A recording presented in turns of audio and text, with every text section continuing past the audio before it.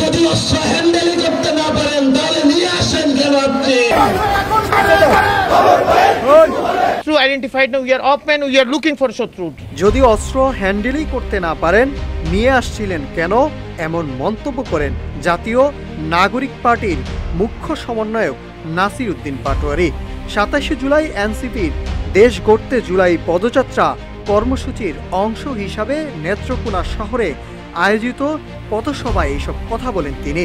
10টা অস্ত্রের চালান, যদি অস্ত্র হ্যান্ডেলই করতে না পারেন তাহলে নিয়ে আসেন কেন আপনি? এমন মন্তব্যে পুরো নেত্রকোনা শহরে বিএনপির নেতাকর্মীদের মধ্যে তীব্র ক্ষোভ ছড়িয়ে পড়ে। সাবেক স্বরাষ্ট্র প্রতিমন্ত্রী লুৎফুজ্জামান বাবরকে 10 ট্রাক অস্ত্রের চালান ইস্যুতে বিরূপভাবে উপস্থাপন করা হয়েছে বলে অভিযোগ করেন নেতাকর্মীরা।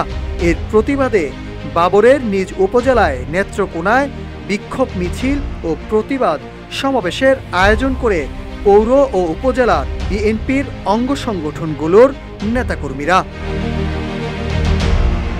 এছাড়াও ঢাকা মহানগর বিএনপি এনসিপির নেতার মন্তব্যে তীব্র ক্ষোভ প্রকাশ করে সন্ধ্যায় রাজধানীতে তারা বিক্ষোভ মিছিল ও প্রতিবাদ সমাবেশ করে।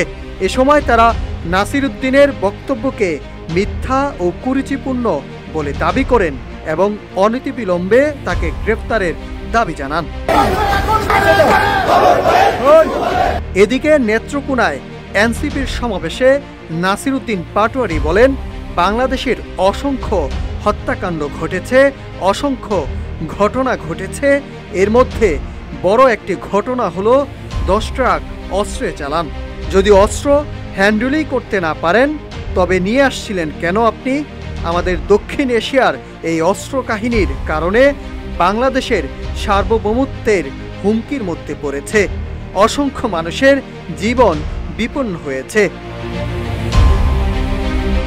লুৎফুজ্জামান বাবরকে ইতিহাসের কাঠগড়ায় দাঁড় করিয়ে নাসির উদ্দিন পাটোয়ারি আরও বলেন, আমি বাবর ভাইকে সম্মান করি, তিনি কারা নির্যাতিত নেতা, কিন্তু আপনার এই কাজ আমি সমর্থন করি না। আপনার এই কাজের কারণে বিএনপির ক্ষমতায় আসতে পারেনি। হাসিনার মতো একজন খুনি ফ্যাসিস্ট ক্ষমতায় এসেছিলেন। গত 15 বছর বিএনপির নেতাকর্মীরা নির্যাতিত হয়েছেন।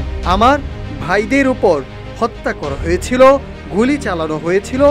এজন্য আপনি ইতিহাসের কাঠগড়ায় দায়ী থাকবেন। তিনি আরও বলেন, যার হাতে বিচারালয়ের ক্ষমতা, যার হাতে সংসদীয় ক্ষমতা, যার হাতে নির্বাহী ক্ষমতা, এজন্য আমরা পাওয়ার ব্যালেন্স চেক করার জন্য পিআর পদ্ধতিতে উচ্চকক্ষে নির্বাচন চেয়েছি। কিন্তু যারা ফ্যাসিস্ট ক্ষমতার কাঠামোতে থাকতে চায় তারা এই বিষয়ে জনগণকে ধোঁকা দেওয়ার চেষ্টা করেছে। রাজপথে ঐক্যবদ্ধ থাকবেন। বাংলাদেশের মানুষ নতুন সংবিধান, সংস্কার এবং শেখ হাসিনার বিচারের টিকিট নিয়েই ঘরে ফিরবেন ইনশাল্লাহ। Nahid Hasan, news desk, Ittefaq.